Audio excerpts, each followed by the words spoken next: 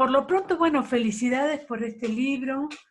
Gracias. Este, no sabía que era jalapeño. Sí, no parece, ¿verdad? El papel no parece. No, pero me gusta mucho, adoro esa ciudad, tengo a varios amigos ahí. Y por otro lado, me da la sensación de que después de leer este libro, pareciera ser que tus temas son los temas cotidianos, ¿no? Las cosas que tú ves como gran observador a tu alrededor, digamos, ¿no? ¿Cómo nació este libro? ¿Cómo fue? Aunque hay textos que son anteriores, son de 2 o 3 años antes, ¿no? Por ejemplo, Sí, Estado de Sitio, que es de septiembre del 2015. sí, fíjate, bueno, sí, parte todo de lo cotidiano, pero hay mucho de insólito también, ¿no?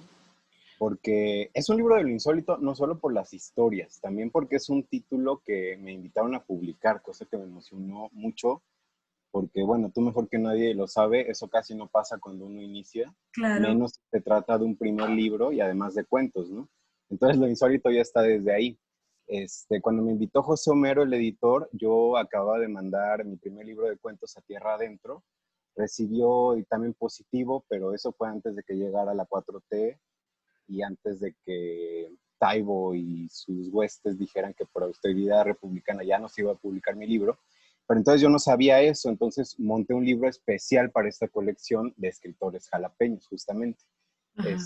Entonces el primer libro pues sigue en calidad de manuscrito, tiene un tema muy definido, etcétera, pero cuando José Homero me escribe, yo no puedo comprometer ese otro libro, entonces me puse a ver mis demás cuentos, por eso hay esa distancia, o sea, no son tan recientes los cuentos. Vi esos que había dejado fuera del manuscrito del que iba a ser mi primer libro y pues los que no se ceñían al tema, ¿no? Y me di cuenta de que había varios en los que, aunque yo no lo pensé como un proyecto de libro, sí tienen como una espina dorsal que es a grandes rasgos lo siniestro, ¿no? Eso, ese elemento inquietante que llega y transgrede lo cotidiano que tú decías, ¿no? Y que es algo que aparece desde el título, Pasos en la Casa Vacía, que ya Sí, perfila un poco el tono, la atmósfera, en fin, ¿no? es cierto, pero por otro lado me parece a mí, un poco también después de leer a Mariano Enríquez y después de ver un poco cómo está siendo la realidad tan siniestra, digamos, que pareciera ser que esto que es insólito comienza a ser realmente cotidiano. ¿Lo crees así? Sí, sí, totalmente. Y justo el cuento que tú mencionas, es que es un cuento, que prácticamente una viñeta, ¿no? Estado de sitio, Sí. eh, es justamente eso, es ver como lo insólito dentro de lo cotidiano, que es algo que podría ocurrir en cualquier parte, porque se trata, ese cuento que tú mencionabas, de una escena que yo vi en Querétaro, pero que quise poner en Jalapa, y Claro. que, bueno, pues es un hombre sin brazos ni piernas, eh, al que lo sacuden, lo violentan, y entonces hay una mirada externa que ve todo ese horror, esa parte ominosa de lo humano y no hace nada, ¿no? Entonces es algo que también me interesa mucho, que la parte de, porque es otra vez importante, está lo fantástico por un lado, pero también está como esta parte de lo ominoso social, que tiene y claro que me encanta lo que mencionas, porque la estética de Mariana Enríquez es una que me Sí, atrae muchísimo. sí, porque por otro lado el tema de lo ominoso cada vez es más visible, ¿no? Y cada vez nosotros somos más testigos de eso que está pasando y a veces testigos con celular, con la cámara, sin intervenir directamente, ¿verdad? Sin intervenir, exacto. Sí, sí, es solo testigo. Y entonces uno se alarma de esa cosa terrible que estás viendo, pero no haces nada, ¿no? Eso es lo que yo quería decir en ese cuento, por ejemplo. O también en otro como Ganar la casa, que es de un nieto de una trabajadora del hogar que va a la casa de los patrones y se ilusiona con la idea de que pertenece, pero al final resulta que no, ¿no? O sea, como que esta sociedad clasista, racista, mexicana, de la que ahora se habla mucho más, también es parte de eso, esa cosa ominosa, ¿no? Porque es algo de lo que no puedes salir, ¿no? O sea, tu condición de no privilegio es algo de lo que no puedes salir, y eso es algo que también me interesa. Eso, las ausencias, es decir, los aparecidos y desaparecidos también me interesan, ¿no? Eso está en ese libro. Ujú. Tú tienes la edad de alguien que podría ser mi nieto, ni siquiera mi hijo, que te quiero decir. En ese sentido, tu juventud, digamos, ¿cómo la enmarcas dentro de la literatura, digamos, ¿no? Eh, a mí, por un momento, a mí se me ocurre que los jóvenes ahora están tratando de hacer todo antes porque pareciera ser que el mundo se viene abajo, ¿no? Por el otro, a veces pienso, claro, pero cuando yo tenía esa edad también escribía, digamos, ¿no? Entonces, ¿cómo lo ves tú y qué cosas te dicen acerca de tu juventud? Sí, bueno, este libro tiene cuentos que escribí entre los 18 y los 22, que son mis primeros cuentos casi, ¿no? Y mira, sí, esto de la juventud es importante, pero aparte porque nos toca un momento muy, muy interesante. Bueno, todo el mundo dice que le toca vivir un cambio de era, ¿no? Siempre lo está diciendo. Ajá, Cada generación lo dice, pero yo sí noto un montón de discursos hegemónicos que se derrumban y eso pasa también a la literatura, ¿no? Y al modo en que uno se intenta posicionar como escritor, ¿no? Ya lanzarse como decir, soy escritor, es también reconocer todos estos discursos que van derrumbándose, ¿no? O sea, ya no es el mundo hecho por hombres, solo por hombres heterosexuales blancos, sino que ya entran en la conversación hombres heterosexuales blancos y viejos, ¿no? Entonces entras ahora en la claro, conversación, eh, desde luego las mujeres, el movimiento feminista es importantísimo, pero también la diversidad sexual, también las trans.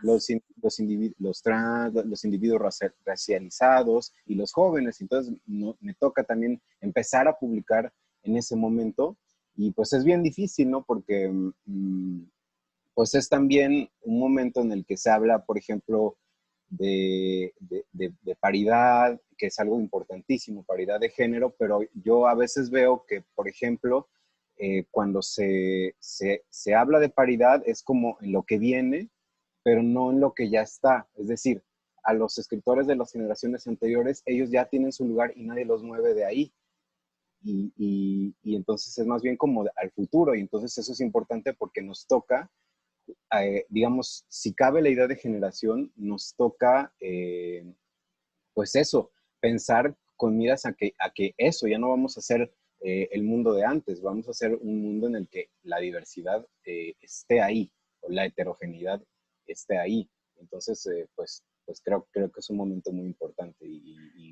Digo, me gusta con todos los retos que eso implica, pero es algo que me llama mucho la atención, porque también pues soy editor, ¿no? Y entonces yo edito mi propia generación, me toca editar en Punto de Partida, en la Dirección de Literatura de la UNAM, y noto también estos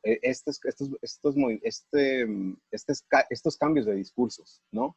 Que son muy importantes y que desde luego van a cambiar la historia de la cultura, como la Eh, entendemos.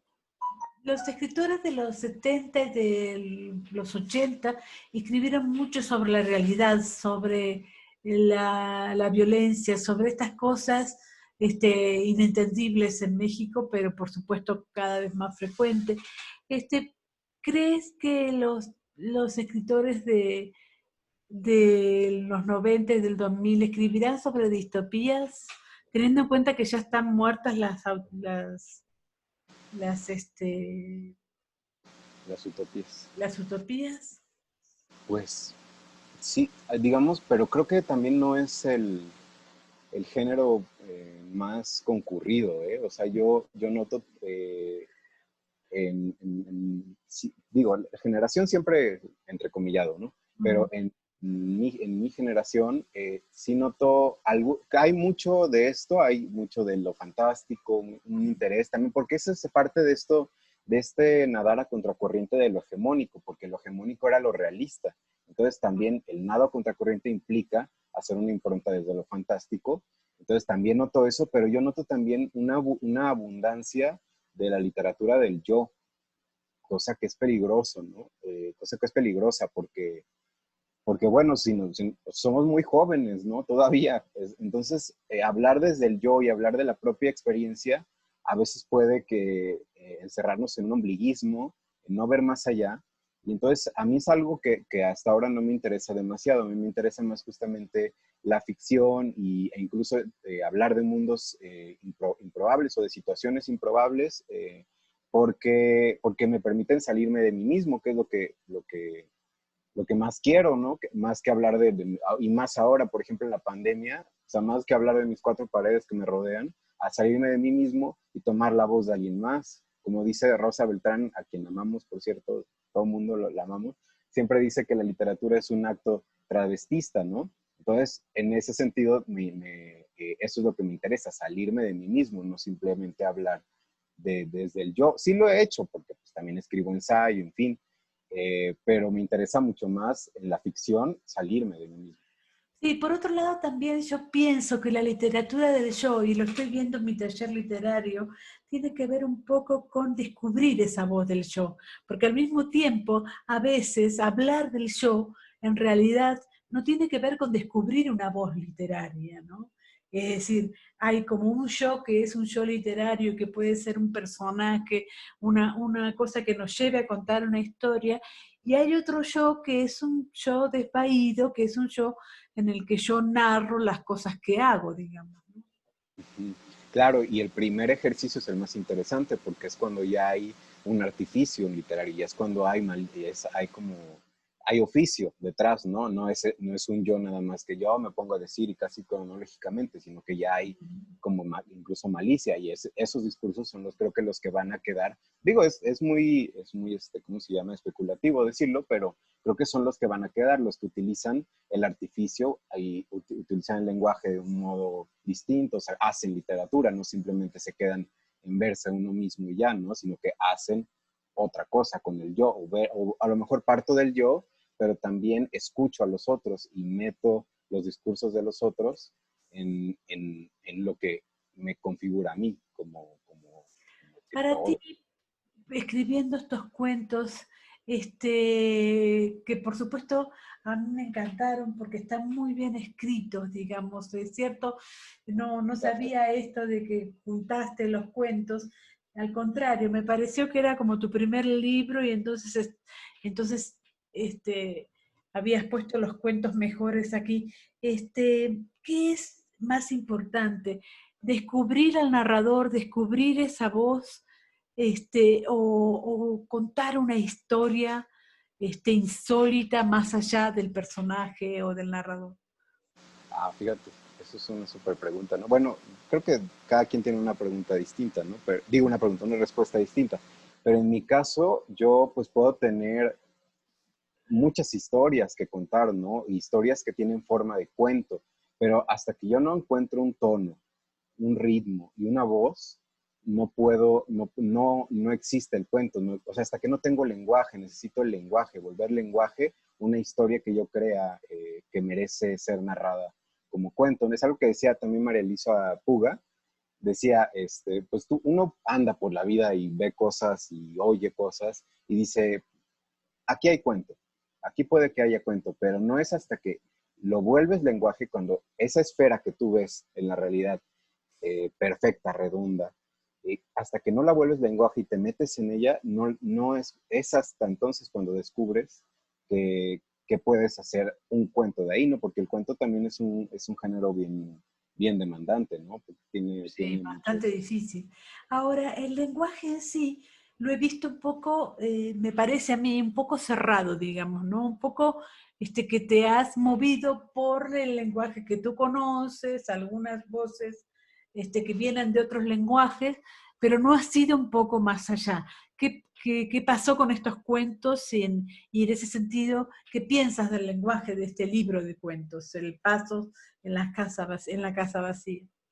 Sí, pues fíjate que es que también es un libro que, que muestra un poco cómo fui aprendiendo a escribir cuentos, porque no es que yo sea muy experimental, pero porque tampoco es algo que me interese, no hay nada nuevo bajo el sol, pero a mí sí sé intenté varios modos de enunciación, o sea, es decir, hay un narrador en plural, hay cuentos que son un solo párrafo, hay segunda persona, hay un cuento que es todo un flujo de conciencia que no tiene, que se llama presente imperfecto, no tiene signos de puntuación, porque pues la mente, pues, es lo que yo, digo, lo que hizo Joyce, ¿no? No es nada nuevo, pero así lo hice yo. O en otro en el que inserto un discurso como de guión cinematográfico. Es la fantasía de una personaje, pero la inserto como un guión cinematográfico y a dos columnas. Por un lado, el guión de lo que ella se imagina que sería una película de lo que va a ocurrir y por el otro lo que ella va pensando, ¿no? Sí, Entonces, en ese caso me parece que es como una estructura del lenguaje, digamos. Ahora, el lenguaje en sí me pareció a mí, un poquito más acostumbrado a tu manera de ser. No sé cómo explicarlo, pero sí, no sé. es decir, como en el registro En el o en qué. registro, ¿no? Como que me pareció eso. Sí, pues debe ser, digo, hay mucho, intenté el lenguaje coloquial, me Claro, interesó mucho, ¿no? claro, Pero no yo, otra vez, porque o sea, no era hablar, o sea, digo, alguien en sus 20 que, pues, que pusiera a hablar, no, claro.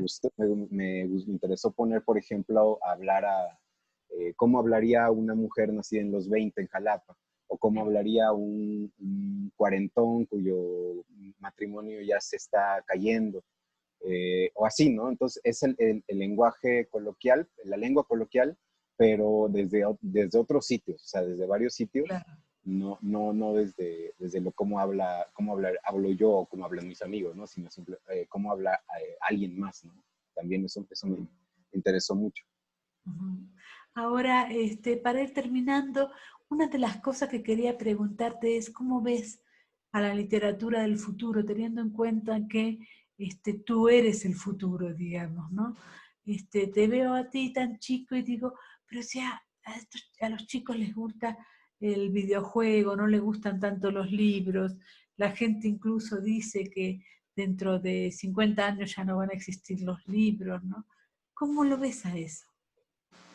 Híjole, es que es un volado al aire, ¿no? Porque, pues, es que tenemos tantos distractores y tantas competencias. Por ejemplo, que hablábamos mucho con Ana Mari Gómez, quien prologa el libro y que es como mi familia. Ujú. Eh, eh, Luego hablamos de esto, es como nos ponemos a ver películas o series. Entonces decimos, pues es que, ¿qué vamos a hacer? O sea, si tenemos en Netflix un montón de cosas maravillosas y bien Claro. hechas, con un guión espléndido, tú acabas de escribir algo genial sobre esta película loquísima, I'm Sí, Thinking, está, Pending Things, esas cosas está súper. lindo. Ujú. ¿No? Entonces, bueno, están estos discursos, entonces, ¿qué nos queda? Pues, y lo que digo, no tenemos respuesta, ¿no? Pero lo que hemos más o menos como propuesto, o más bien lo que ha sido como ¿qué te diré? Como lo que nos ha consolado es como que, bueno, en la literatura lo que además de, o sea, no podemos no podemos hacer este movimiento de cámaras, no podemos hacer este movimiento de luces, pero nos queda el lenguaje, y el mundo interior, que es muy difícil de llevar a la pantalla, ¿no?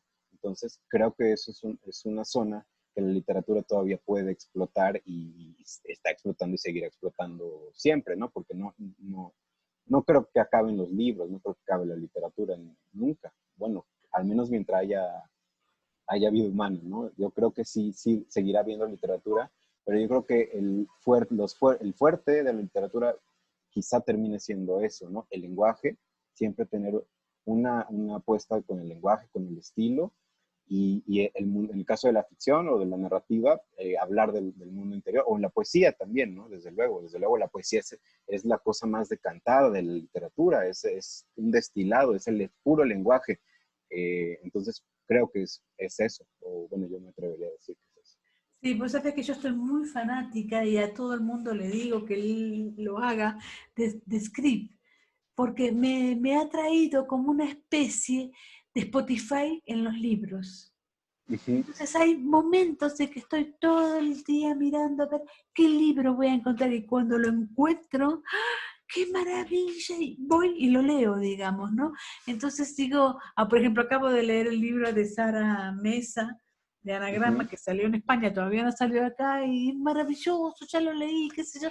Entonces, me ha instigado mucho más a la lectura, digamos, ¿no? Y pareciera ser que que vuelvo a tener como 20 años, ¿no? Es decir, entonces vuelvo a ver esas cosas que son nuevas en la literatura, ¿no?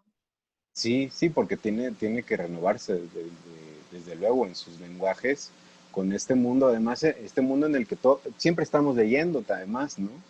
Entonces, siempre estamos leyendo en Twitter, estamos leyendo en Facebook, o estamos consumiendo imágenes que también son historias, Sí. pero, pues sí, o sea, entonces tenemos también, eh, igual eso está pasando mucho, ¿no? Porque es algo que el fragmento, por ejemplo, es algo que está pasando a la literatura con más frecuencia, ¿no? O sea, yo ahora veo muchos más libros fragmentarios de lo que había. Antes, por ejemplo, en México, pues estaba, ¿quién? Margot Glantz, a lo mejor, haciendo Sí, el fragmento, ¿no? sí, que hace Pero 40 años que hace fragmentos, ¿no? Es cierto. que ella lo hizo, era prototuitera, ya lo ha dicho, ¿no? Pero ahora veo más este tipo de discursos fragmentarios, ¿no? ¿Ves? O sea, y creo que tiene que ver también con la atomización de la información y de las historias que estamos siempre consumiendo de otras maneras. Entonces, sí hay lectores, pero a lo mejor no de literatura, pero siempre creo que sí hay más lectores que nunca, quizás. Bueno, yo te felicito por este libro que me encantó. Ojalá salga el primer libro, la verdad que es terrible eso.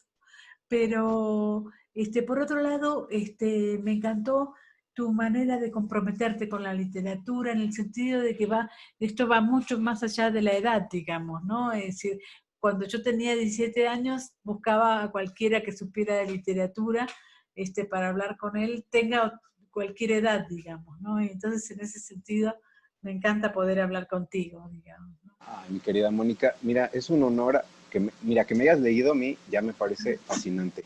Y que podamos platicar todavía mejor. Entonces te agradezco un montón de verdad este espacio y te felicito a ti por todo lo que estás haciendo en Maremoto, es una maravilla. Y tú sola, porque tú eres todo. Ahora eres la diseñadora, eres la reportera, eres la community manager, eres una, o sea, yo no sé cómo le haces. Entonces, pues te agradezco muchísimo y también que te hayas dado el tiempo, desde luego. La última sería, ¿qué recomendarías en Pasos en la Casa Vacía? ¿Qué dirías tú? Porque el libro ya no es tuyo, digamos, ya lo largaste, ahora estarás pensando en otro libro, digamos. ¿Qué dirías tú de este libro? ¿Qué diría yo? ¿Pero en qué sentido? ¿Cómo? Claro, O- es un libro de cuentos con lo insólito, pero al mismo tiempo tienes una gran sensibilidad para contar las historias. Y es un libro, por otro lado, que se lee muy bien. No le va a llevar a nadie más que una hora para leerlo, ¿no? Ujú. Sí, pues bueno, es un libro de 14 cuentos en los que intento hablar de eso, de lo ominoso, de lo insólito, pero no solo desde lo fantástico, sino también desde lo cotidiano y desde las cosas reales que nos pueden apelar a todos nosotros. O sea, por ejemplo, un cuento que a mí en especial me gusta mucho es el que cierra el libro, que se llama Bajo el Conejo del Cielo, que empezó intentando hacer alusión a la verdad histórica de Ayotzinapa, por ejemplo. Ahora ya sabemos que es una farsa esto de que los normalistas fueron arrojados a Ujú. un río. Sabemos que eso fue una farsa de la PGR, pero por lo mismo yo no quise hacer alusión a ese referente en especial a Ayotzinapa, porque lo que me interesó fue hacer una alegoría sobre los desaparecidos en nuestro país, sobre la memoria de los desaparecidos en nuestro país, ¿no? O sea, sus cuerpos ya no están pero sus memorias siempre vuelven, nunca se van. Entonces, me interesa mucho ese tema, ¿no? El tema de la memoria, y también está no solo en este que es como, de, digamos, de corte más... es fantástico, pero que, digamos, que se va más por la crítica social, digamos, si la quieres ver así, pero desde lo alegórico. Pero no solo eso, sino también la memoria de nuestra lengua. Es decir, recuperar, volver a, o sea, echar la mirada atrás y ver cómo hablaban nuestras generaciones anteriores. En mi caso, pues muy, muy anclado en Jalapa, ¿no? Cómo hablaba mi bisabuela, cómo hablaba mi abuela, y recuperar esas palabras y hacer memoria, eso es lo que a mí me interesa también, hacer memoria y hacer, digamos, archivo, algo así, ¿no? Y hablar, desde luego, también de la tradición popular, de esas historias que se cuentan por mucho en Veracruz, porque hay chaneques, nahuales, hay dos brujas, hay aparecidos, hay es maleficios, hay todo esto que se oye, ¿no? Cosas que tú oyes, que habla la gente, pero que a lo mejor, pues que se queda nada más ahí, ¿no? Entonces a mí me interesa también esta parte de la memoria es lo que me interesa, porque pues a lo mejor lo más estridente del libro, bueno, más bien no estridente, sino lo llamativo es que, pues son cuentos fantásticos, ¿no? O son cuentos sobrenaturales, pero no solo eso, sino que debajo lo que me interesa es también hablar de la memoria, de lo que va, de lo que se va y de lo que también se puede quedar después. Cuentos insólitos en la insólita México también. Imagínate, ¿no? Es como es una doble paradoja, pero algo así, algo así. Un abrazo enorme, muchas gracias por la entrevista. No, gracias, querida Mónica. Un abrazo.